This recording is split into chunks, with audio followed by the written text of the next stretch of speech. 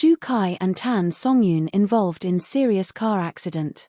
They were supposed to be heading home. Just a short drive back from a quiet late-night dinner meant to escape the noise, the flashbulbs, the questions. The city had quieted down by then. Streetlights shimmered across empty lanes. A soft rain had begun to fall. Shu Kai was driving, one hand on the wheel, the other gently resting over Tan Songyun's as she sat beside him in the passenger seat, humming softly to a lullaby playing through the speakers. She was glowing. Not from makeup or styling, but from something deeper. She was pregnant, peaceful, and smiling in the dim orange light of the dashboard. And then everything shattered. Out of nowhere, a pair of headlights appeared, swerving wildly across the road. Shu Kai only had seconds to react. He hit the brakes hard. The tires screamed. Tan gasped. Their hands clenched together. Metal crunched. Glass exploded. A terrifying silence fell before the world spun and darkness swallowed everything whole. When Shu Kai opened his eyes, he was upside down. The car was twisted. His ears rang. He could hear his own breath, heavy and shallow. He looked over at her. She was unconscious. Still. His heart stopped. He reached for her, trembling. "Tan," he whispered, his voice raw. No response. He pushed against the seatbelt, wincing as he reached her, cradling her head as gently as he could. "Tan, wake up. Please." Her eyes fluttered, and she whispered one word. "Baby." It wasn't fear in her voice. It was instinct. It was protection. Her first thought had not been of pain, but of their unborn child. And that was when Shu Kai lost it. He held her tightly, his own body aching, not sure if he could move, but determined not to let go. The sirens came minutes later. Blinding lights. Shouting. Uniforms. Hands. Stretchers. Cameras too. The media had caught wind of the crash within seconds. The driver of the other car had vanished, speeding off into the night. A hit and run. Police swarmed the scene. But Shu Kai didn't care. Not then. All he cared about was Tan. And the life they were still waiting for. They were rushed to the nearest hospital. Reporters camped outside immediately. Fans began to gather with signs and prayers.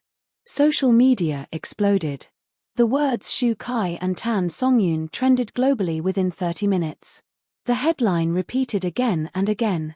Pregnant actress and top actor involved in serious crash. Condition unknown. Inside the emergency room, Shu Kai refused to be separated from her. Doctors pleaded. Nurses insisted. But he held her hand and didn't let go. "She's carrying my child," he said, tears running down his face. "If anything happens to her, I won't survive it." Tan was conscious, but weak. Her voice barely above a whisper. "Is the baby okay?" she asked, again and again. "We're checking," the doctor said. "Please stay calm. Please stay with us."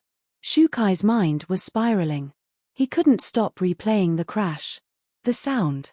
The way she slumped beside him. He blamed himself. For not turning sooner. For not taking a different route. For not insisting they stay one more hour at the restaurant.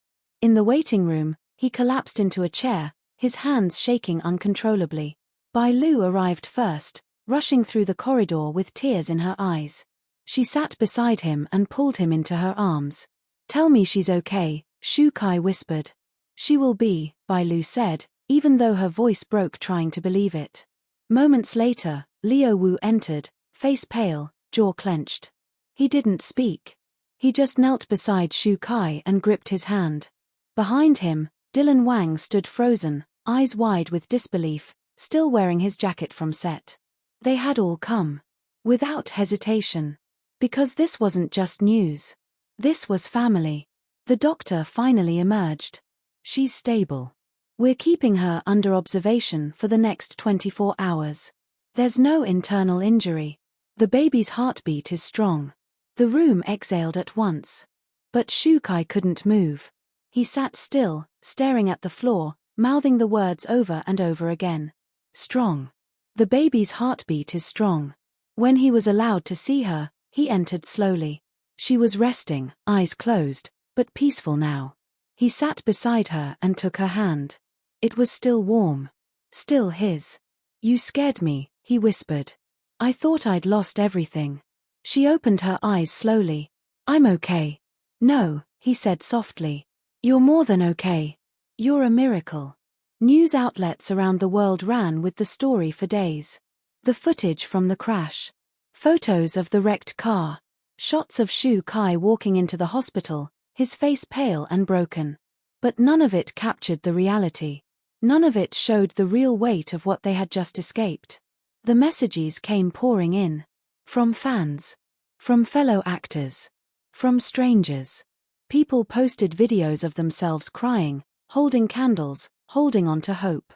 One fan account wrote, "If love could shield them, they'd never feel pain again." But not everyone was kind. Some outlets speculated. Was it a publicity stunt? Was someone targeting them? Were they really injured? Rumors swirled like smoke. But Tan stayed silent. Shu Kai refused to answer. They knew the truth. And that was all that mattered. The hardest part came 3 nights later. Tan had recovered enough to sit up. The baby was still healthy. But Shu Kai couldn't sleep. He sat beside her hospital bed, staring out the window, lost in thought. "What if this happens again?" he said. She looked at him. "Then we survive it again." He shook his head. "No. I can't go through this again. I can't watch you hurt and feel powerless." She reached for his hand.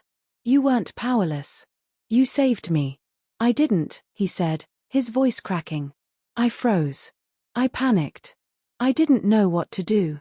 "You held my hand," she said. That was enough. And somehow, it was. After 5 days, they were discharged. They left the hospital quietly, under heavy security. The nation had held its breath. Now it exhaled with relief. But something had changed. Shu Kai was no longer just the man who broke down on television. He was now the man who nearly lost everything and came out stronger. Tan Songyun was no longer just the glowing pregnant actress. She was a survivor. A mother in waiting with fire in her spirit and grace in her voice. They issued one statement, simple and clear. "We are healing. We are grateful. We are together." And the world listened. In the weeks that followed, they retreated from the public eye. No interviews. No red carpets. Just long walks in the garden behind their apartment. Soft music. Morning sun filtering through curtains. Gentle laughter as Shu Kai tried to install the baby seat in their new car. They chose peace. And peace chose them. One evening, Tan looked at him and said, "It almost ended." "Just like that." "I know," he whispered. "But it didn't," she added. "No," he said. "It began again." That night, he wrote another letter to their unborn child. "Dear little one. We were almost not here. But fate gave us another chance. Your mother is the bravest person I know. And I will spend the rest of my life trying to be worthy of both of you. Love. Dad." When he finished writing, he placed the letter in the box with the others. The ones written on nights of fear, of joy, of quiet. Because their story wasn't perfect. It wasn't clean. But it was theirs. And somehow, that made it beautiful. The city had calmed. The sirens had faded. The headlines had begun to slow. But inside their home, the silence felt louder than ever. It was the kind of silence that settled into the corners of every room, clinging to the edges of every breath, stretching out in long, uncertain shadows. Shu Kai stood in the nursery that still smelled faintly of fresh paint and lavender oil. Tiny clothes were folded into drawers. A crib sat near the window, still untouched. He looked at it, then at his own reflection in the glass. His face looked older somehow. Not from age, but from fear. From that split second on the road when everything could have ended. Behind him, Tan Songyun walked in slowly. Her steps were gentle, measured, still a little sore from the crash, but her face was calm. Serene, even. She placed her hand over her belly and stood beside him in silence. "I keep seeing it," he said quietly. "The headlights. The sound. The way everything went still." She leaned her head on his shoulder. "I keep hearing you say my name. You were shaking me." I remember that. I thought I lost you, he whispered. And I keep wondering if I deserve to have you at all. She turned to face him. Don't say that. But it's true, he said. I brought you out that night. I was driving. I thought it would be a quiet night, just the two of us. I thought I was protecting you. You did, she said. You held the wheel. You took the hit. You didn't let go of my hand. That's all I remember. He looked at her, eyes filled with the weight of 1,000 regrets. But what if next time I'm not fast enough, he asked. What if next time I lose you for real? Then we'll be grateful there was a this time, she said, her voice calm but unwavering. Because this time, we survived. This time, we're still here. And that means something. He lowered his forehead to hers. I've never been more scared. Not even during our worst fights. Not even when we almost broke up. I know, she whispered. But this is what life is. Scary. Fragile. But also beautiful. And we don't run from it. We live through it. That night, they didn't speak much. They simply curled into each other, the way they used to before the cameras, before the pressure, before the fear. Her hand rested over his heart. His arm wrapped around her waist, careful and protective. In the stillness, they found something they had almost forgotten. The power of quiet love.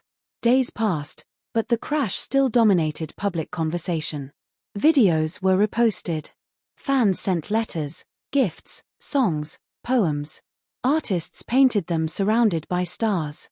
One little girl sent a drawing of them holding a baby under a rainbow, with the words "Please don't go ever again" written in messy handwriting.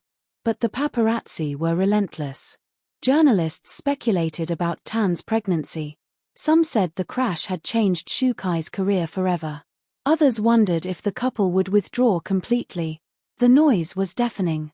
To protect Tan, Shukai made a decision. He stepped in front of every lens, every microphone, every headline. He called a press conference, not for publicity, but for peace. He stood before reporters, wearing a simple white shirt and black slacks, looking thinner than before, but stronger too. His voice was calm, steady. I want to thank every person who prayed for us, he began. Every fan who waited outside the hospital. Every message. Every card. You helped us survive more than the crash. You helped us survive the fear that came after. He paused. There are a lot of rumors, he said. And I want to address the most important one. Yes, Tan is still pregnant.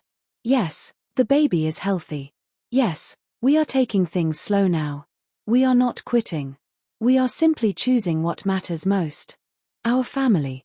When asked about the driver who hit them, he said nothing. Just a simple line. We forgive whoever it was. Because carrying hate would only delay our healing.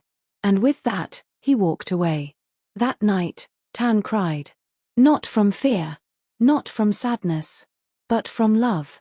Because for the first time in a long time, she saw Shukai standing completely still in the middle of the storm. And not flinching. The next morning, she surprised him. She had made breakfast. Simple kanji and tea. On the table, a note. You protected me. Let me protect you too. He read it and wiped a tear. They began to fall into a rhythm again. Soft mornings. Doctor appointments. Ultrasounds that made them laugh and cry. Nights of listening to music while watching the stars. They sang lullabies to her belly. Recorded little voice notes for the baby. They filled the house with joy. Slowly. One laugh at a time. But Shukai still carried something in him. A silence that wouldn't leave. Tan noticed it most at night. When he couldn't sleep. When he walked out to the balcony alone and stared at the moon like he was waiting for it to speak. One night, she followed him out. Talk to me, she said gently. He hesitated. Then he said, I keep having this dream. I'm running. But I'm too slow. I hear you calling me, but I can't reach you. She took his hand. You already reached me. Every day. Every moment you stay. Every time you look at me like I matter. That's you reaching me. He looked at her, eyes full of emotion. I want to be better. You already are, she said. Because now you're not pretending anymore. They stood under the stars, her hand on her belly, his hand covering hers. "We're going to be okay," she whispered. "I know," he said. "Because you're the strongest person I've ever known. And you're the one who keeps choosing to stay," she replied. "Even when it's hard. That's real strength."